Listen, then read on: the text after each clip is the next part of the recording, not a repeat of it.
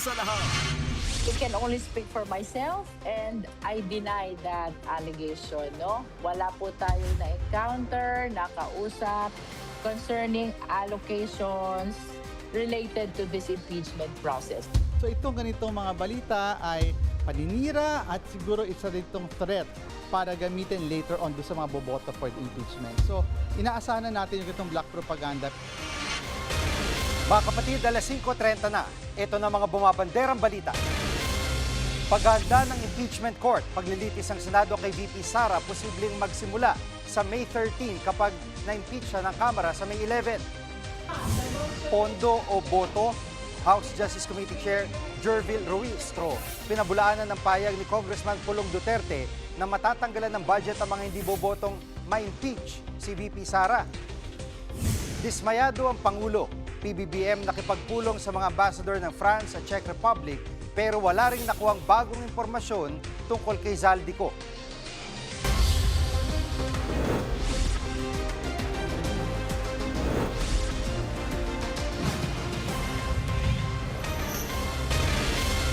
Walang patumpik-tumpik. Agad sisimula ng Senado paglilitis kay Vice President Sara Duterte kapag na-impeach siya ng Kamara. Live mula sa TV5 Media Center, nangunguna sa balita si News 5 Cent Correspondent Mean Los Baños. Mean, anong paghahanda ang ginagawa ng Senado para sa impeachment trial? Jiggy, nagsagawa na nga ng caucus o closed-door meeting kaninang hapon o kaninang tanghali ang mga senador para pag-usapan ng una agenda para sa pagbabalik ng sesyon sa parating na Lunes, lalo't Jiggy, tight ang kanilang schedule dahil isang buwan lang magtatagal yung sesyon na yan at sinidi adjournment na. And then pangalawa, napag-usapan na rin nila yung mga possible preparations sakaling nga na umakyat talaga yung articles of impeachment laban kay Vice President Sara Duterte sa Senado at kailanganin na mag-convene ng Senado sa isang impeachment court. Alam mo, ingat si Senate President Tito Soto na magsabi sa atin o sumagot sa mga tanong natin tungkol sa mga impeachment preparations. Kasi para sa kanya, wala pa naman talaga sa Senado ang bola. Sabi nga niya, everything is still speculative. Ang bola nasa Kamara pa, hindi pa naman talaga sigurado kung magkakaroon ng impeachment trial. Ganun pa man, kailangan nilang maghanda at mas mainam daw na handa sila. At kabilang sa mga pinaghahandaan nga, Jiggy, logistics at timetable. Gaano kadalas yung gagawing trial pag nagkataon at gaano katagal yung paglilitis na yan. Narito ang bahagi ng pahayag ni Senate President Tito Soto. Pakinggan natin, Jiggy. Gaano po kahalaga na handa ang Senado if ever iakyat yung articles of impeachment? At kailangan nyo mag-convene na? Napakahalagang nakahanda kami because the country, our countrymen are looking at this very seriously. Minomonitor nila yung sa House, di ba? So they will expect us to do our job once we receive it. Pero again, once we receive it. May pressure. Nandun pala tayo. At Mean, sa panig ng bawat senador ay paanong paghandang ginagawa nila? Yung mga kagaya ni Senate President Pro Tempore Ping Lacson, puspusa ng paghahanda. Dahil aminado sa Senator Lacson, mas challenging yung role ng pagiging Senator Judge sa mga kagaya nila na hindi abogado. In fact, kanina, after nung caucus, may justice na magbi-brief daw sa kanya bagamat hindi na niya pinangalanan. So seryoso silang pinag-aaralan yung rules of court dahil mag-a-apply yan sa mismong impeachment trial aside from the impeachment rules at yung Senate rules, hindi ba? Sa present composition kasi ng Senado, Jiggy, 5 lamang ang abogado. Sila Senators Jesus Codero, Alan Peter Cayetano, Pia Cayetano, Rodante Marcoleta at Kiko Pangilinan. So, para sa kanila, katulad na lang ni Senator Marcoleta, wala siyang paghahandang ginagawa. Pero si Senator Pia Cayetano, sabi niya hindi lang dahil abogado siya, pero may karanasan na rin siya sa dating nangyaring impeachment trial. Narito ang bahagi ng kanilang pahayag.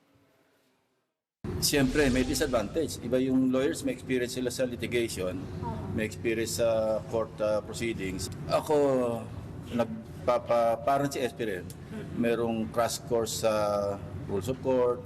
Mamaya, actually, nag-invite ako ng isang judge to brief me kung ano yung, pati yung compilation of evidence. At may ano yung mga taga-minority bloc, ano ang sinasabi nito at ang ilan sa kanila nga ay kaalyado ni VP Sara? Actually, yung caucus kanina, Jiggy, ang invited doon ay senators from the majority and minority bloc.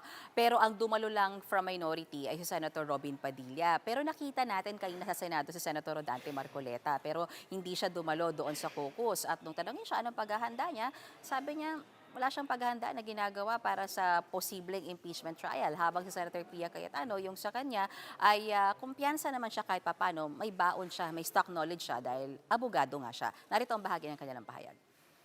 Hindi ako nag-prepare. Kung ano yung dumating, darating. I'm a lawyer naman, so may baon naman akong mga preparations. Apo. Thank you. Yeah, Apo. galing naman ako sa previous impeachment din, di ba?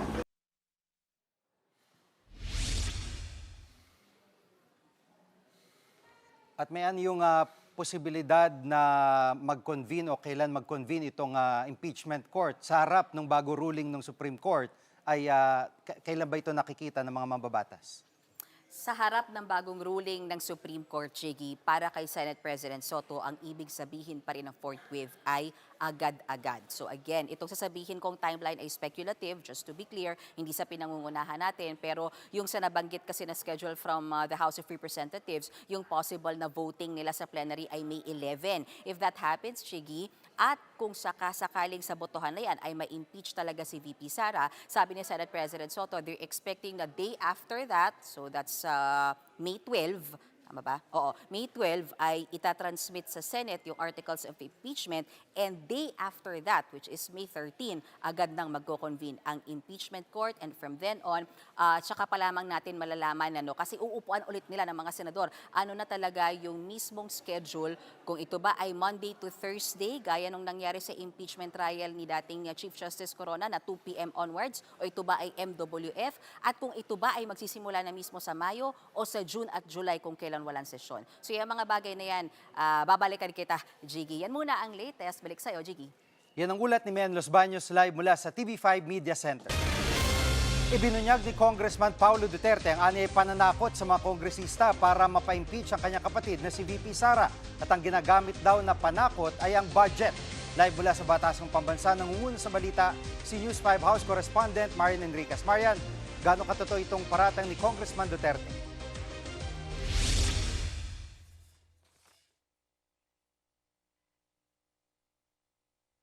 Itong si Davao City Representative Paulo Duterte, aniya may namimilit sa mga kongresista para mapa-impeach ang kanyang kapatid na si Vice President Sara Duterte. Nagtatawag daw itong mga tauhan ng isang tinago niyang sa pangalang si Charisse at sa mga Chief of Staff nga ng mga kongresista para sabihing bumoto sila pabor sa impeachment. Ang hindi raw susunod ay tatanggalan ng pondo sa kanilang mga distrito. At dagdag pa nga ni Congressman Pulong, madadamay dyan yung budget pati sa patubig, paaralan, tulay, kalsada at iba pang mga proyekto, pati na para sa social services. Tao raw yung mapaparusahan sa kagustuhan ng administrasyon na tangkangan mawalan ng kalaban sa politika. At malinaw aniya na panggigipit ito at pang-hostage sa pondo ng bayan. Jiggy.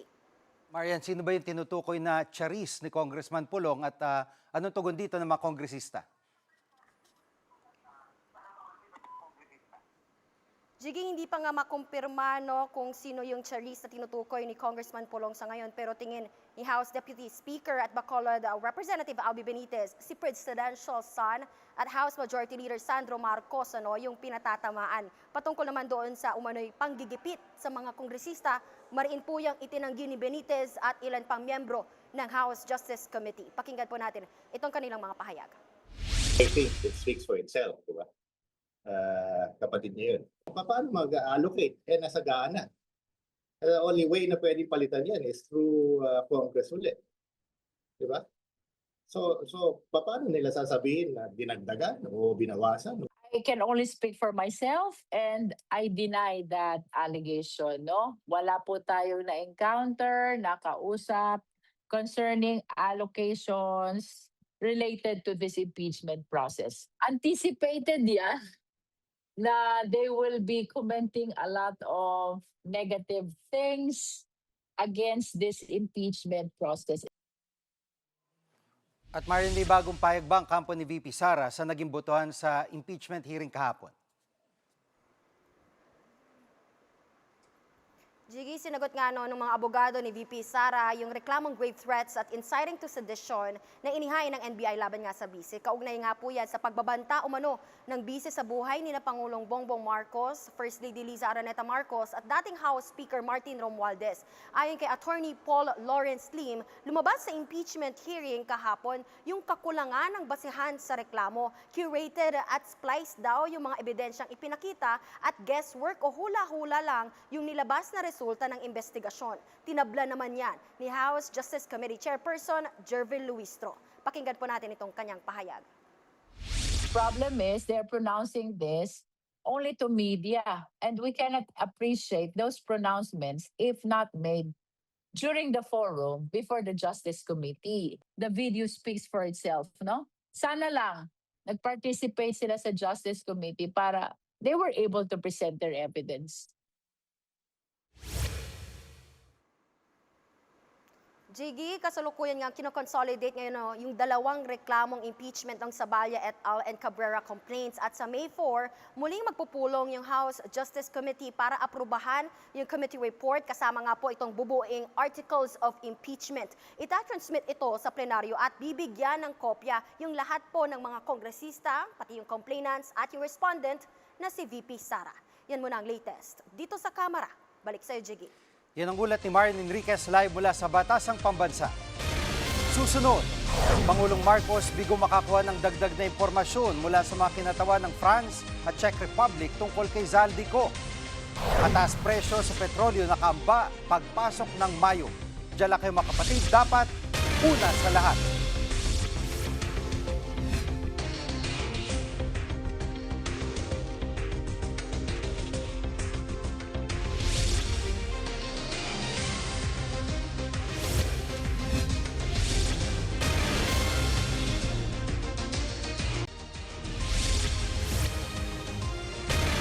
Nakipagpulong si Pangulong Bongbong Marcos sa mga kinatawan ng France at Czech Republic pero bigo pa rin siyang malaman kung nasaan na ngayon si Zaldico.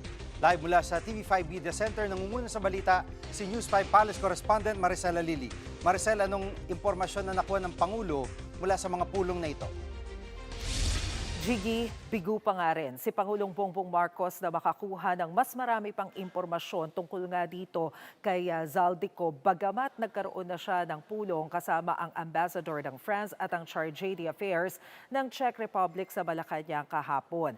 Ang malinaw, pambungad pa lamang daw ng Chargé d'Affaires ng Czech Republic kay Pangulong Bongbong Marcos. Kinumpirma niya na tama raw yung naunang anunsyo ni PBBM na nahuli etong si Zaldico at na-detain dahil nga raw sa issue ng travel documents. Pero maliban dyan sa ibinigay na impormasyon na yan ng Czech Republic, wala pa ring malinaw na datos kung gaano katagal na malagi sa Czech Republic etong si Zaldico at kailan siya umalis sa Czech Republic, kailan siya nakarating ng France. Pero ang sinasabi nga ni Pangulong Bongbong Marcos, malinaw daw ipinarating niya sa France at sa Czech Republic na dismayado siya sa turnout of events dito sa nangyari kay Zaldico. Unsatisfactory raw talaga etong nangyaring development sa kaso ni Zaldico. Pakinggan natin ang sinabi ni Undersecretary Claire Castro.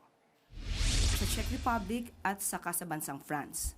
At muli, ang sabi nila, hindi po sila makakapagbigay ng impormasyon lalo na't kung may individual case for a political asylum. So yun lamang po ang nakuha na impormasyon natin kahapon kasama ang Pangulo. Si Pangulo ang nakipag-usap at sinabi po niya na dismayado po siya sa nangyari at very unsatisfactory yung naging result.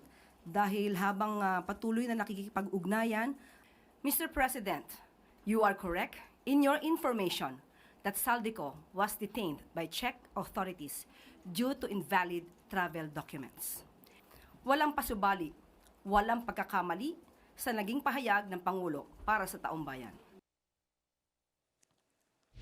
At Maricel, yung kumpirmasyon na nahawakan nga ng Czech authorities tong si Zaldico ay tila ba masyadong matagal na at late na. No? Pero sa ngayon, baka may update doon sa asylum application niya sa France naman. Alam mo, Jiggy, tinanong nga daw ni Pangulong Bongbong Marcos ang ambassador ng France kung bakit ni-request nila na palayain mula sa Czech Republic itong si Zaldico. Pero hindi rin daw yan sinagot at nagbigay ng karagdagang impormasyon ng ambassador ng France. Matatandaan kasi natin na sa press briefing ni Undersecretary Claire Castro nitong Martes, sinabi niya na ang France mismo ang humiling para dalhin sa kanilang bansa itong si Zaldico dahil doon sa paghahain ito ng political asylum. Pero wala pa rin naibigay talaga na impormasyon ng ambassador ng France tungkol dito sa sinasabing asylum ng Malacanang. So, yun nga yung problema dahil covered daw sila ng European laws at kailangan na igalang at sundin ito ng Czech Republic at ng France. Pero of course, ang tanong natin dyan, may plano ba ang Pangulong Bongbong Marcos na makipag-usap ng diretsyo kay France President Macron nang sa gayon ay maiparating na importanteng maibalik dito sa Pilipinas si Zaldico. Pero wala pang maibigay na direktang tugon dyan si Yuse Claire Castro. Desisyon na raw kasi yan ni Pangulong Bongbong Marcos kung kailangan pa talaga ng pakikipag-ugnayan nang sa gayon ay maibalik dito sa Pilipinas si Zaldico. Pero ang malinaw daw ay naging productive din naman daw yung naging pulong ni PBBM kasama ang ambassador ng France at ang Chargé d'Affaires ng Czech Republic. Bagamat limitado yung impormasyon, at least daw na iparating ng Pangulo ang totoong estado ni Zaldico dito sa Pilipinas na isa siyang pugante o fugitive at nasasangkot nga siya sa issue ng anomalya sa flood control at budget. Narito ang sinabi ni Yuse Castro. Sa Czech Republic at saka sa bansang France. At muli, ang sabi nila, hindi po sila makakapagbigay ng impormasyon, lalo na't kung may individual case. So, naintindihan po ni French Ambassador at sabi niya po na naiintindihan niya. At alam niya na pugante, fugitive, itong si Mr. Zaldico at kinakailangan may harapin na accountability.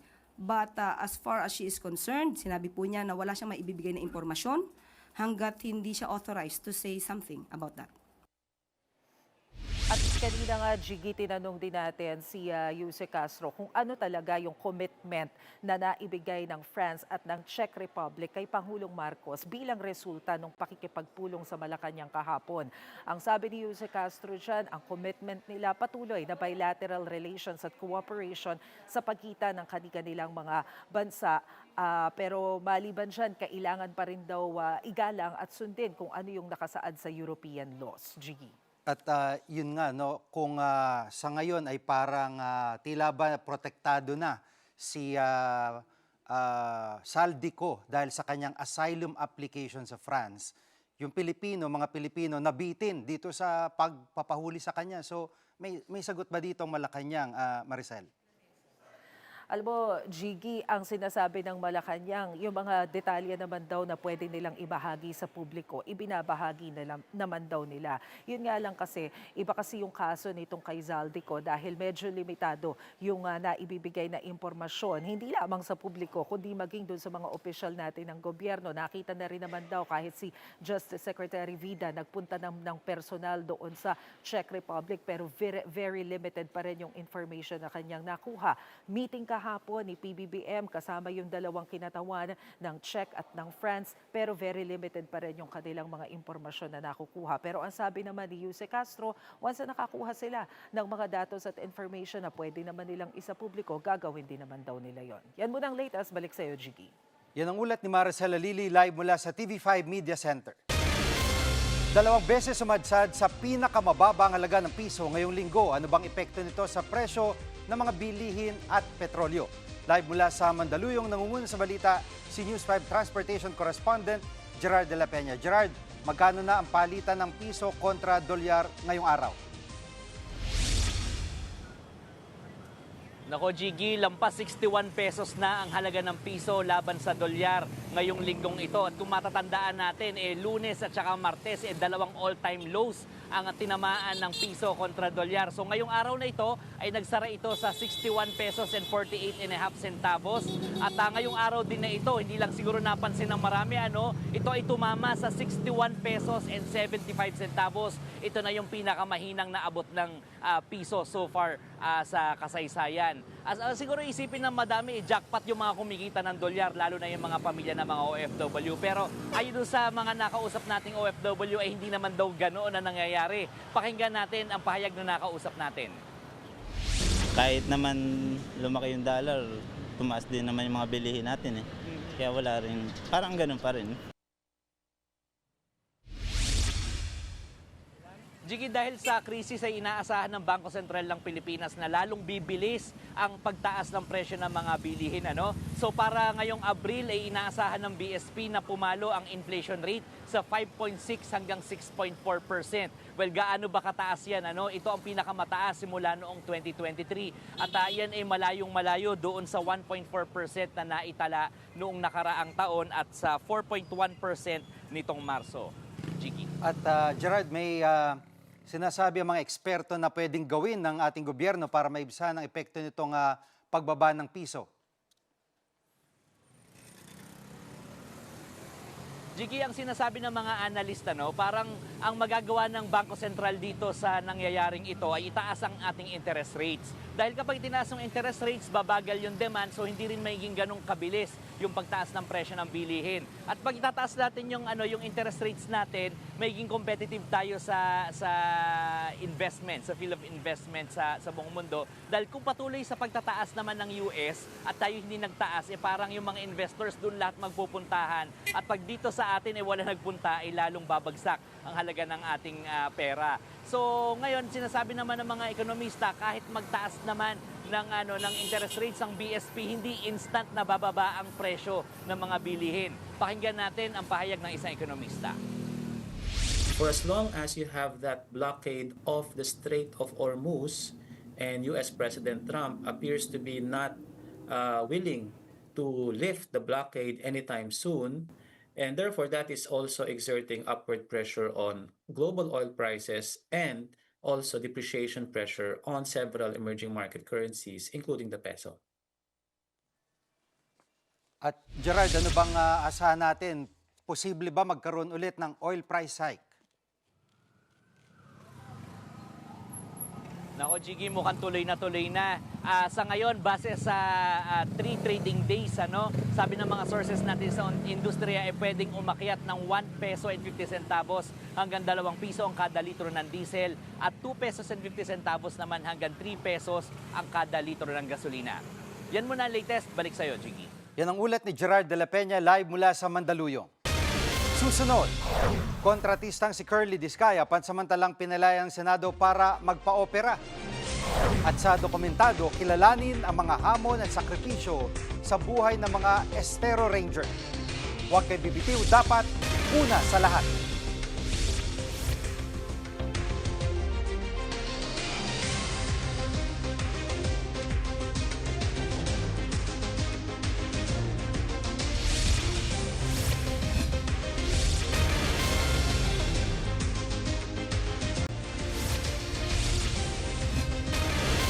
Hindi na bagong problema sa basura sa mga daluyan ng tubig sa Metro Manila. Para solusyonan yan, doble kahit ang mga tinaguriang Estero Ranger.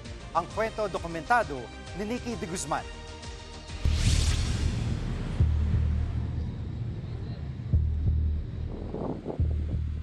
Ilang dekada na ring problema ang polusyon dito sa Manila Bay. Pero mga kapatid, naniniwala ba kayong kumukonti na rin ang basura dito at lumilinis na ang Manila Bay? Kung makikita nyo nga, kukonti na ang basurang inaanod sa mismong Pampang. At ito ay dahil sa mga superhero ng Manila Bay, ang Estero Rangers.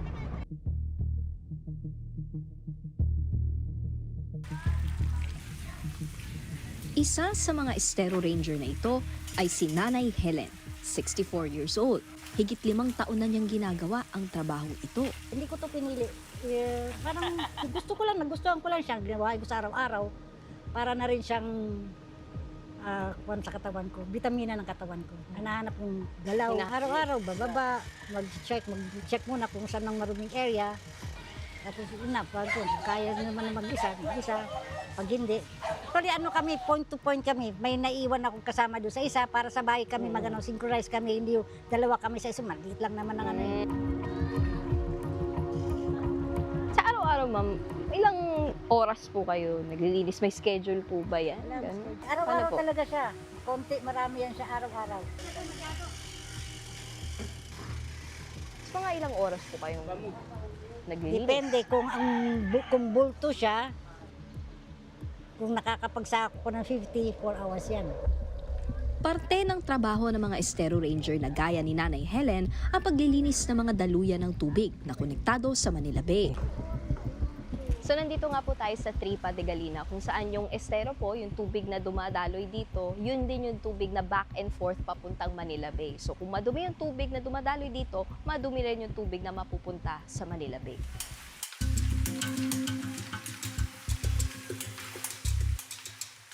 Hindi madali ang trabaho ng estero ranger, lalo at exposed sila sa dumi. Natutulong parang hindi na mahirap, nasa katawan na lang yan.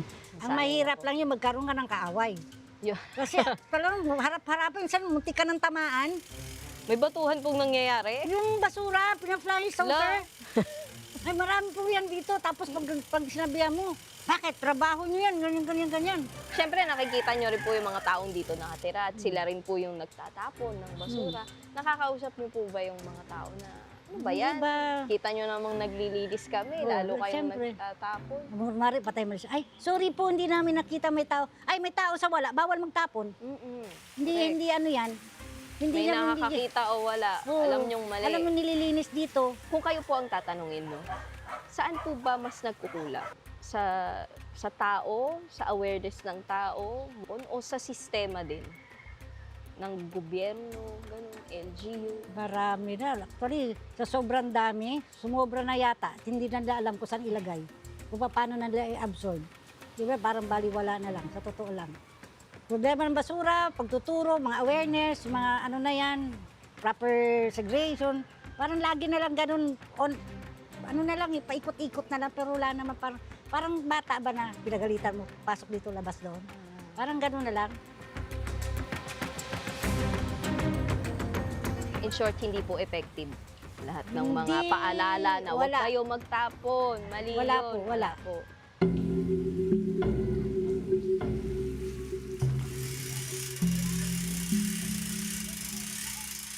Habang may estero, hindi raw matatapos ang trabaho ng mga estero ranger.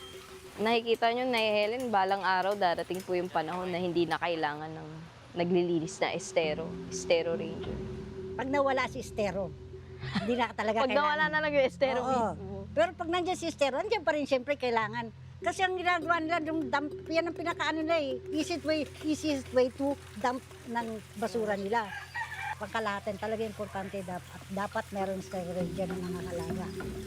Una, kung iisipin mo, ang tubig na may buhay. Yung mga naninirahan dyan, may buhay din. Yung mga naninirahan dyan na may buhay, mga aquatic resources, species, mabalik din sa atin yan. Kinakain natin. Diba? Iba naman, nagawa natin, iba nalagay natin sa mga, yung mga pampaganda ba? Yung kung sa aquarium, mga exhibits na ginagawa natin yan. Malaking bagay. Ngayon, kung masisira ang tubig, ang kalidad ng tubig, masisira din sa lahat. Wala rin sa atin. Walang babalik. Kung baga, alagaan natin si estero, si ilog, si dagat, tinalagaan. Yung mga mga didependahan natin yan, mabalik sa atin. Tayo rin ang nakikinabang. Kaya dapat si estero pangalagaan talaga bago pa mawala ang lahat. Trabaho ng estero rangers ang maglinis, pero may obligasyon din tayo sa pangangalaga ng kapaligiran dahil sa totoong buhay, wala naman talagang superheroes. Tayo-tayo lang din ang magtutulungan para sa ikasasaayos ng mundong ginagalawan. Nikki de Guzman, mukha ng maliliit, isyung malalaki, dokumentado. Susunod, social media platform na Friendster nagbabalik matapos ang 10 taon. Huwag kayong bibitiw, dapat una sa lahat.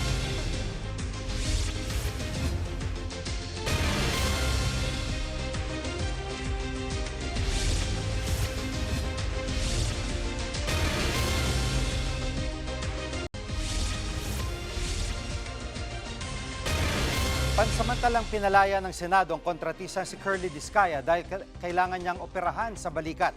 Ayon kay Senate Secretary Mark Leandro Mendoza, bantay sarado sa ospital si Discaya at pinayagang manatili roon ng hanggang 1 linggo. Tanging pamilya at mga abogadong pwedeng bumisita sa kanya. Bawal din siyang gumamit ng cellphone.